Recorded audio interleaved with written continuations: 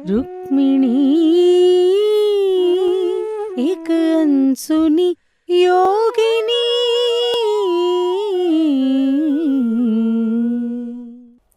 नमस्कार दोस्तों, पीएमसी हिंदी की ये श्रृंखला रुक्मिणी एक अनसुनी योगिनी में आपका बहुत बहुत स्वागत है। फ्रेंड्स, इसमें हम चर्चा कर रहे हैं दीना मरियम की book Rukmini and turning of time पर। पिछले एपिसोड में हमने देखा ईशान और काशनी का विवाह हुआ और श्री कृष्ण और माता ने कुछ उपहार उन्हें दिए और फिर महाभारत के युद्ध में अभिमन्यु का वध हो जाता है। और जो मालिनी है बहुत चिंतित है, इस बात से परेशान है कि क्यों अभिमन्यु का वध हुआ। वो तो इतना प्रिय था माता को भी और श्री कृष्ण को भी और उनकी ही छत्र छाया में था, तो ये कैसे हुआ। तो अंजलि उसको फिर इसके बारे में बताती है, समझाती है कि हमें हर चीज़ को समझने के लिए उसके पीछे की कहानी को जानना होता है। अंजलि कहती है कि जो अभिमन्यु है वो चंद्रदेव के पुत्र हैं और जिन्होंने श्री कृष्ण के कहने पर ही मानव जीवन में जो आए, क्योंकि वो मानव जीवन में आकर जो भावनाएं एक मनुष्य महसूस करता है उसे महसूस करना चाहते थे ताकि उनकी जो आत्मा की और प्रगति हो। लेकिन चंद्रदेव और उनकी पत्नी रोहिणी नहीं चाहते थे कि वो धरती पे आए और यहाँ के दुखों को सहे। तो माता और श्री कृष्ण उन्हें आश्वासन देते हैं कि जो अभिमन्यु है वो उसका ध्यान रखेंगी, उनके बेटे का ध्यान रखेंगी और वो उनकी ही छत्र छाया में रहेगा। तो चंद्रदेव तो मान जाते हैं, लेकिन रोहिणी फिर भी नहीं मानती। चंद्रदेव कहते हैं कि मैं इसे सिर्फ थोड़े समय के लिए 16 साल के लिए पृथ्वी पर भेजूंगा, जो कि चंद्र लोक के केवल 16 दिन हैं। लेकिन रोहिणी कहती है कि मैं जानती हूँ एक बहुत भयंकर युद्ध होगा धरती पर जिसमें मेरा बेटा मारा जाएगा। तो श्री कृष्ण कहते हैं कि हाँ, धर्म युद्ध की संभावना है, लेकिन तुम्हारे बेटे की उसमें बहुत अहम भूमिका होगी। तो रोहिणी कहती है कि मैं मानती हूँ जो पीड़ा है वो मनुष्य जीवन का हिस्सा है। फिर वो माता की ओर देखते हुए कहती है कि अगर आप इस बात का ध्यान रखेंगी कि इसकी पीड़ा एक सीमा से अधिक नहीं होगी, अगर आप ये मुझसे वादा करती हैं तो मैं इसको धरती पर भेजने को तैयार हूँ। तो माता रोहिणी से वादा करती हैं कि इसकी जो पीड़ा है एक सीमा से अधिक नहीं होगी। और श्री कृष्ण जो हैं असहाय होकर माता की तरफ देखते हैं। लेकिन जैसा हम जानते ही हैं कि जो माता है बहुत ही स्वतंत्र है, अपने फैसले खुद लेती हैं और श्री कृष्ण उसमें उनके फैसलों में कभी भी इंटरफेयर नहीं करते। तो वो अभिमन्यु के रूप में जो चंद्रदेव का पुत्र है वो यहाँ जन्म लेता है। तो जब युद्ध शुरू हुआ तो श्री कृष्ण नहीं चाहते थे कि माता वहाँ आए और अभिमन्यु के वध का दृश्य देखे, लेकिन माता वहाँ जाती हैं। अंजलि कहती है कि जिस दिन अभिमन्यु का वध हुआ मैं और माता द्वारका में थे और माता ने मुझे अपने कमरे के बाहर बैठकर ध्यान करने को कहा और किसी को भी उन्होंने कहा कि सूर्यास्त से पहले मुझे डिस्टर्ब नहीं करना, कोई भी मुझे डिस्टर्ब नहीं करेगा। और यहाँ तक कि अंजलि को भी उस कमरे में आने की इजाज़त नहीं थी जब तक कि सूर्यास्त ना हो जाए। तो अंजलि कहती है कि मैं बाहर बैठकर ध्यान कर रही थी, लेकिन मुझसे ध्यान हो नहीं रहा था क्योंकि अंदर से बहुत ही आहों की, सिसकियों की आवाज़ें आ रही थी। ऐसा लग रहा था जैसे माता बहुत बीमार है और करहा रही है, लेकिन मैं अंदर माता की आज्ञा की अवहेलना नहीं कर सकती थी, तो मैं बाहर ही बैठी रही। जब सूर्यास्त हुआ तो एक बहुत तेज़ आवाज़ आती है और अंजलि कहती है कि फिर मैं अपने आप को रोक नहीं पाई और मैं एकदम से कमरे के अंदर चली जाती हूँ और वहाँ मैं देखती हूँ कि माता मूर्छित है और श्री कृष्ण उन्हें उठाकर बिस्तर पर लिटा रहे हैं। उनके कपड़े खून से भरे हुए हैं और फर्श पर जगह जगह खून है। तो मैंने हैरान परेशान होकर श्री कृष्ण की ओर देखा तो उन्होंने कहा कि माता ने अभिमन्यु का जो दर्द है, पीड़ा है, अपने ऊपर ले ली है, जैसा कि उन्होंने वादा किया था। और अब मैंने इनके घावों को ठीक कर दिया है, ये इन आराम करेंगी तो सुबह तक बिल्कुल स्वस्थ हो जाएंगी। तो ये कहकर श्री कृष्ण वहाँ से अंतर ध्यान हो जाते हैं। अब मालिनी सोच रही है कि ऐसा कैसे हो सकता है। एक तरफ तो अंजलि कह रही है कि माता वहाँ है, फिर कह रही है माता द्वारका में है, और जब द्वारका में है तो वो अभिमन्यु की पीड़ा कैसे घाव उनके शरीर पर आ सकते हैं, और श्री कृष्ण तो युद्ध में है, तो फिर वो द्वारका में कैसे हो सकते हैं। लेकिन अब इन प्रश्नों को जो वो कहती है, मेरी हिम्मत नहीं पड़ी अब ये प्रश्न अंजलि से करने की, तो वो कहती है कि अच्छा, जो अभिमन्यु है वो चंद्रदेव के पुत्र थे। तो अंजलि मुस्कुराते हुए कहती है कि मालिनी, अब जो तुम्हारा संदेह करने वाला मन है वो प्रश्न करने वाला मन बन चुका है, और प्रश्न करने में कोई भी बुराई नहीं। वो फिर आगे बताती है कि कुछ ऐसे प्राणी होते हैं जो उच्च क्षेत्रों में वास करते हैं। हमारे यूनिवर्स में, ब्रह्मांड में ऐसे बहुत से रेलम्स हैं जिन्हें हम मनुष्य नहीं देख पाते। वो उन रेलम्स में जो प्राणी रहते हैं वो मनुष्य की अपेक्षा अति सूक्ष्म अनुभव कर सकते हैं। वो हायर ऊर्जा के क्षेत्र हैं जिनमें वो प्राणी रहते हैं। तो श्री कृष्ण ने अभिमन्यु का विवाह उत्तरा से बहुत छोटी उम्र में ही करवा दिया था, और आज सुबह माता ने मुझे बताया कि उत्तरा गर्भवती है और उसका पुत्र कुरु साम्राज्य पर शासन करेगा। तो वो कहती है कि देखो, इस भयंकर युद्ध के दौरान भी चंद्रदेव ने हमें एक कुरु साम्राज्य को एक ऐसा तोहफा दिया है कि जिससे चंद्रवंश को फिर से स्थापित किया जाएगा।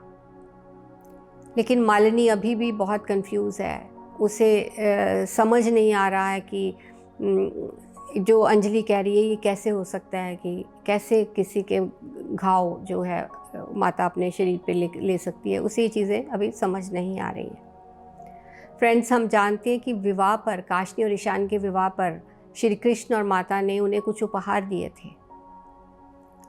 ईशान को एक नीले रंग का पत्थर दिया था और काशनी को 2 शीशियाँ दी थी, 2 जार, जिसमें एक नीले रंग का था, एक लाल रंग का। नीले रंग में औषधि थी जो किसी को भी ठीक कर सकती है, कितना भी बीमार हो, घायल हो। और जो लाल रंग का जार था उसमें एक ऐसी औषधि थी जो तीव्र से तीव्र दर्द को तो ठीक करती है लेकिन मृत्यु से बाहर नहीं लाती। तो अंजलि कहती है कि ईशान और काशनी भी यहीं आए हुए हैं, उसे बताती है, और जो काशनी के दोनों भाई हैं वो युद्ध में मारे जा चुके हैं और उसके पिता घायल है। तो वो फिर आगे चली जाती है। ये भी आगे जाती है कि मैं उन्हें ढूंढती हूँ, और एक महिला से पूछती है ईशान और काशनी के बारे में, तो वो हाथ से इसे इशारा करती है, ये वहाँ चली जाती है। तो देखती है कि काशनी अपने पिता के पास है। उसके पिता बुरी तरह घायल हैं, सारे शरीर से खून रिस रहा है, और काशनी ने उनका जो सिर है अपनी गोद में रखा हुआ है, और साथ ही देखती है कि एक लाल रंग की जो शीशी है वो पड़ी होती है। तो वो समझ जाती है कि काशनी ने अपने पिता की जो दर्द है उसे कम किया है ताकि उनकी मृत्यु जो है सहज हो सके, वो आसानी से प्राण त्याग सके। लेकिन उसने अपने पिता को मृत्यु से बाहर नहीं किया, मतलब ठीक नहीं किया, दर्द को कम किया है। तो वो मालिनी सोच रही है कि कितनी कंपैशन है काशनी के अंदर। अगर मैं इसकी जगह होती तो मैं ऐसा बिल्कुल ना कर पाती। उस पिता के लिए जिसने काशनी के सामने उसकी माँ की हत्या की और बलपूर्वक उसकी शादी करवानी चाहिए। तो काशनी कहती है कि मैं इस जो गुस्से को आगे कैरी नहीं करना चाहती, अंत में तो हमें सभी को फॉरगिव करना ही है। तो फिर ये काशनी कहती है कि जो ईशान है वो अभिषेक को ढूंढने गया है, हमें शक है कि अभिषेक उन सैनिकों में से है जो युद्ध का मैदान छोड़कर भाग चुके हैं और यहाँ आसपास की जो गुफाओं में छुपे हुए हैं।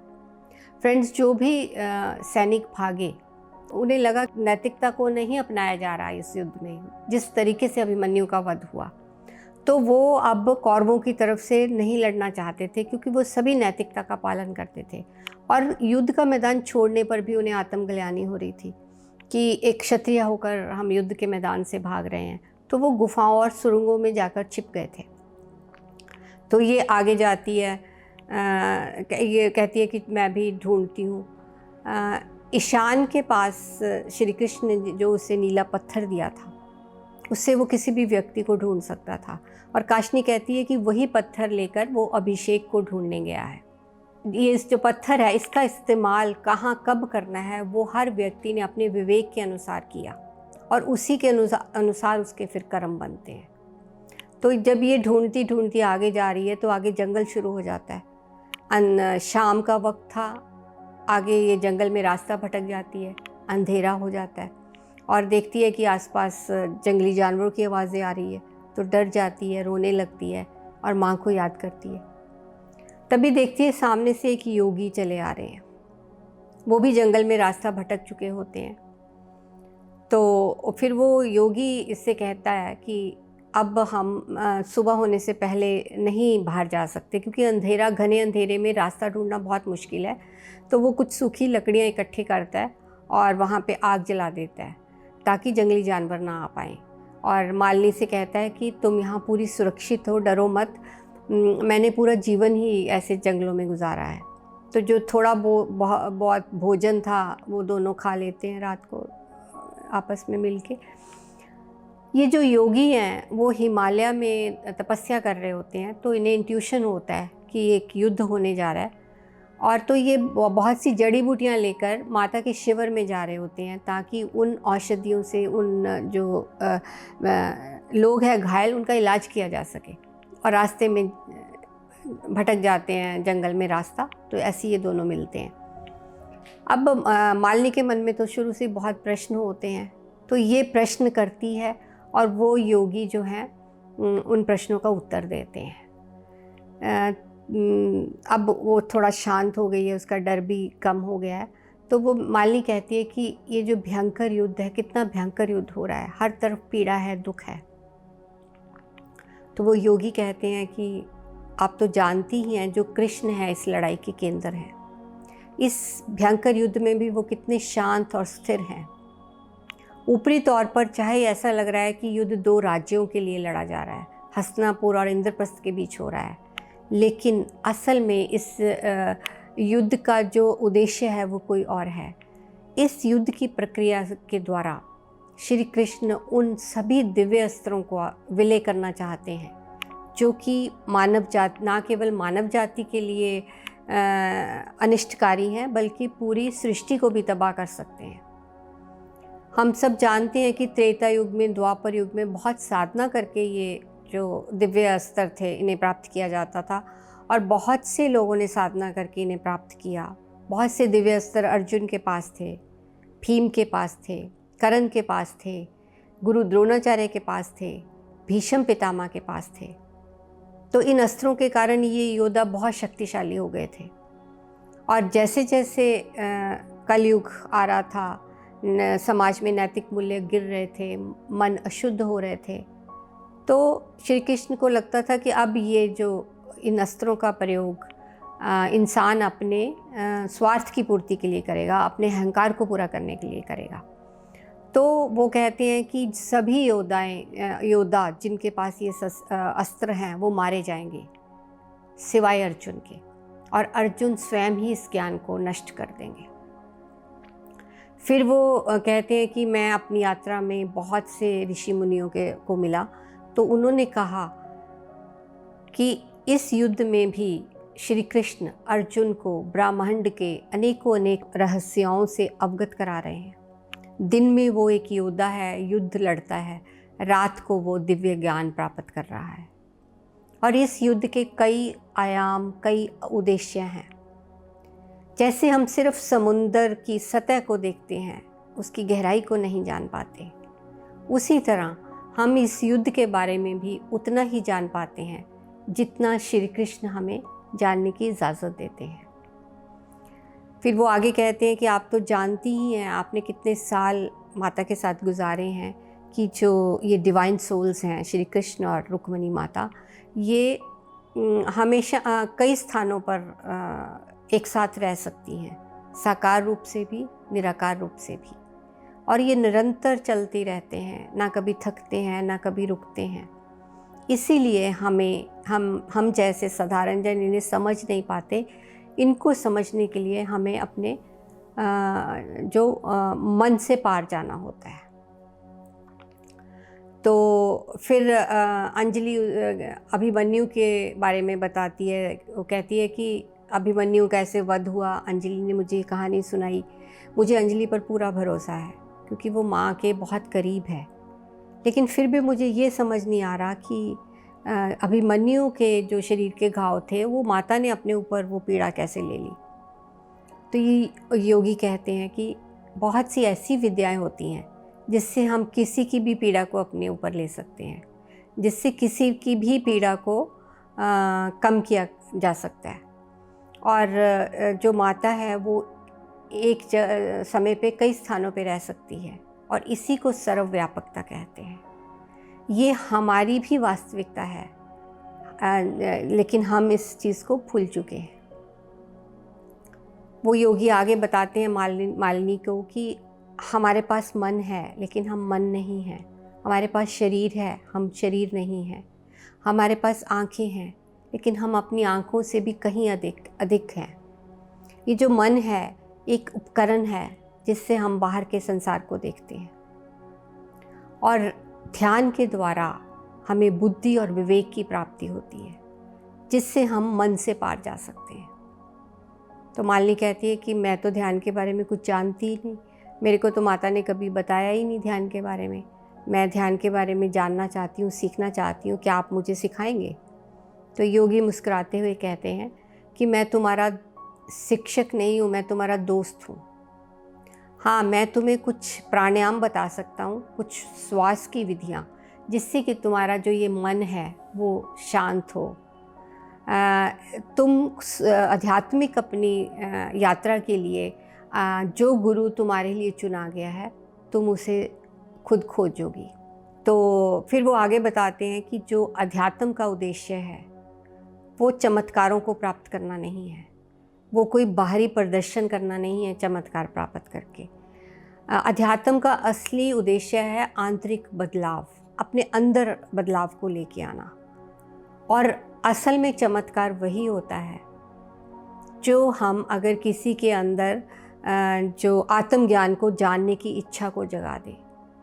पदार्थों में हेर फेर करना, चीज़ें गायब करना, ये तो बहुत से लोग कर लेते हैं, लेकिन उस सत्य को पाने की प्यास अगर हम किसी में जगा दें तो यही जो है असल में चमत्कार होता है। फिर वो कहता है कि बहुत से हमारे मन में संदेह पैदा होते हैं, लेकिन हमें उन संदेह जो हमारे डाउट्स पैदा होते हैं उनको ज़्यादा एनर्जी नहीं देनी चाहिए, फिर वो अपने आप ही अनवेलकम गेस्ट की तरह ख़त्म हो जाते हैं। प्रश्न करना बहुत अच्छी बात है, लेकिन प्रश्नों में भी ज़्यादा समय नहीं, मतलब एक मन को आदत होती है एक है कि प्रश्न करते ही जाना, इससे भी हमें ऊपर उठना है। तो मालिनी फिर उसे चंद्र को अपनी कहानी सुनाती है, चंद्र अपनी कहानी सुनाते हैं। वो कहते हैं कि हिमालय की तलहटी में हमारा एक छोटा सा आश्रम था, जहाँ मेरे पिता एक उच्च कोटि के ब्राह्मण ऋषि हैं वो, और वो लोगों को बहुत कम शिष्य थे उनके पास, क्योंकि वो वेदों में जो छिपा गहरा ज्ञान है बहुत कम लोग हैं जो उनको जानने के सीखना चाहते हैं, और वो सीखना चाहते हैं कि कैसे अनुष्ठान करवाना सीखना चाहते हैं। लेकिन मेरे पिताजी अनुष्ठान करवाना नहीं सिखाते थे। वो कहते थे कि हमें अपने जो सबसे बड़ा यज्ञ है वो है आंतरिक बलिदान। अगर हम वो नहीं करते, बाहर के कर्म कांडों में उलझे रहते हैं, तो उस यज्ञ का कोई फ़ायदा नहीं है। तो इसलिए वो ये नहीं सिखाते थे, और बहुत कम लोग थे जो उनके अंतर जो ये दृष्टि है उसे समझ पाते थे। तो फिर एक दिन वो ध्यान करने हिमालय में चले गए। मेरी माता का देहांत हो जाता है और क्योंकि मुझे अपनी आध्यात्मिक यात्रा को आगे बढ़ाना होता है तो मैं भी ऐसे ही यात्रा करने पर निकल जाता हूँ। तो एक दिन मैं जंगल में जा रहा था तो मेरी जो मुलाकात एक युवक से हुई, एक युवा ब्राह्मण से हुई जो कि एक भोजन की थाली लेकर कहीं जा रहा था। तो मुझे बहुत आश्चर्य हुआ ये देखकर कि इतने घने जंगल में ये कहाँ जा रहा है। तो मैंने रोक कर पूछा कि ये भोजन की थाली आप किसके लिए लेके जा रहे हो? क्या कोई महायोगी यहाँ तपस्या कर रहा है? तो उन्होंने कहा कि जो महान योद्धा अर्जुन है वो कई महीनों से गुफा में ध्यान कर रहा है, ये मैं उसके लिए लेके जा रहा हूँ। तो ये जो योगी है इनका नाम चंद्र है। ये कहते हैं कि मैं सोच रहा हूँ कि एक ब्राह्मण एक क्षत्रिय की सेवा कर रहा है। तभी मुझे अपने पिता की वो शिक्षा याद आती है कि हमें पुराने रीति रिवाजों को बदलना है, हमें हमेशा सत्य की राह पे चलना है। तो मैं उस युवा ब्राह्मण के पीछे पीछे जाता हूँ। वो एक गुफा में अंदर दाखिल होता है और जब वो बाहर आता है तो वो युवा ब्राह्मण नहीं था, वो स्वयं श्री कृष्ण थे और मैंने उन्हें देखते ही पहचान लिया।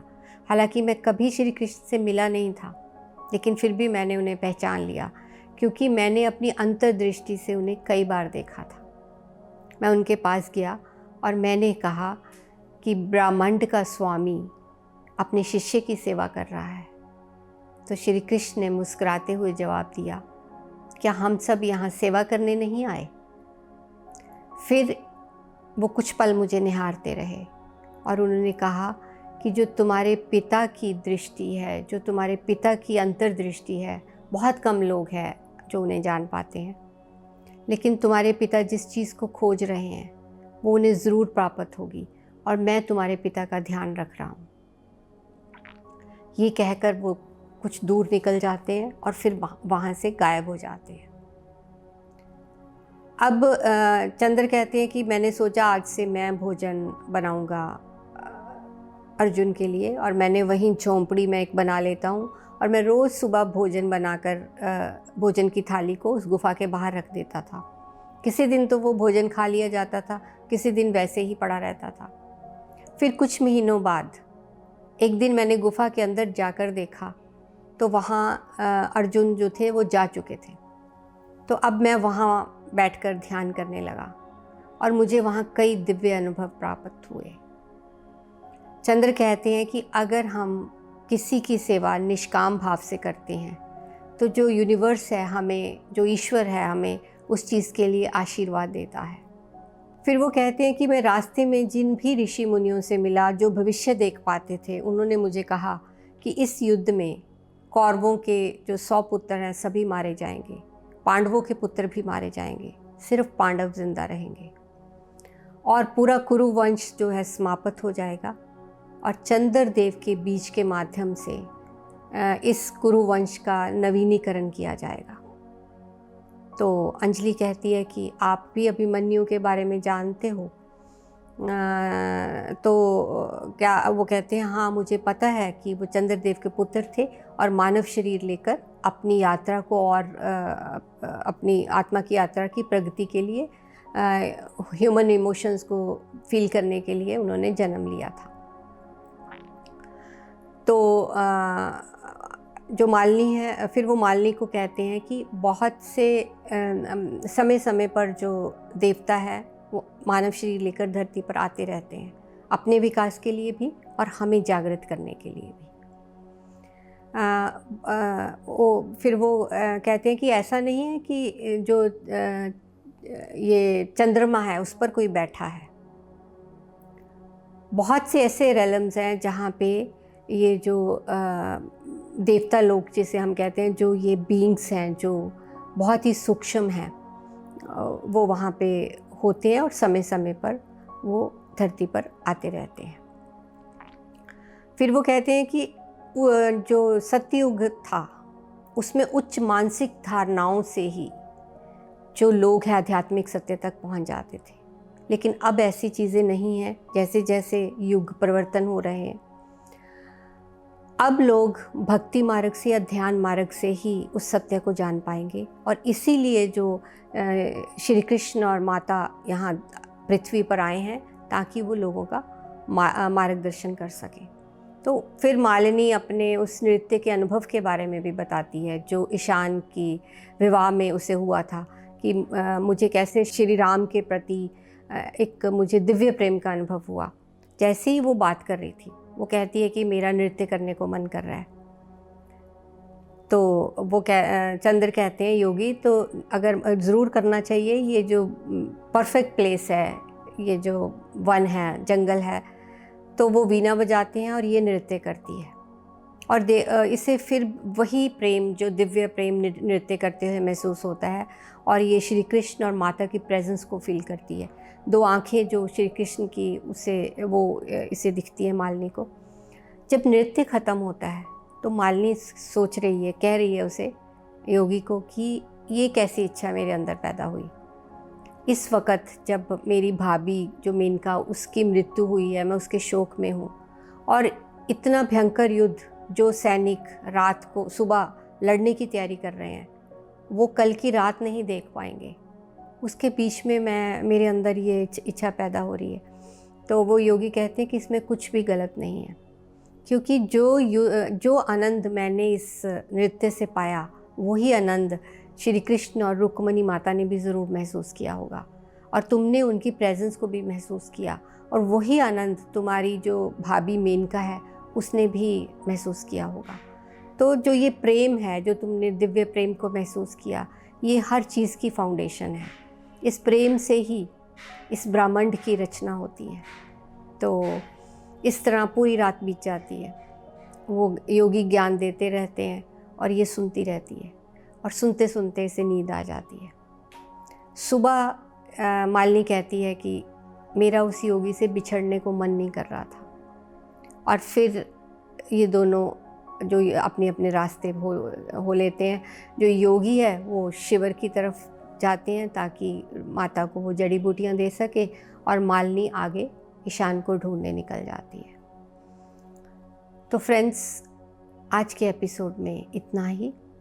अगले एपिसोड में हम जानेंगे कि कैसे जो श्री कृष्ण है, उन्होंने अपना भौतिक शरीर छोड़ा, और उसके बाद जो द्वारका थी वो कैसे समुंदर में डूबी। इससे पहले हम मालिनी की जो उसके माँ के साथ भेंट होती है, उसके बारे में भी जानेंगे। तो हमारे साथ बने रहें।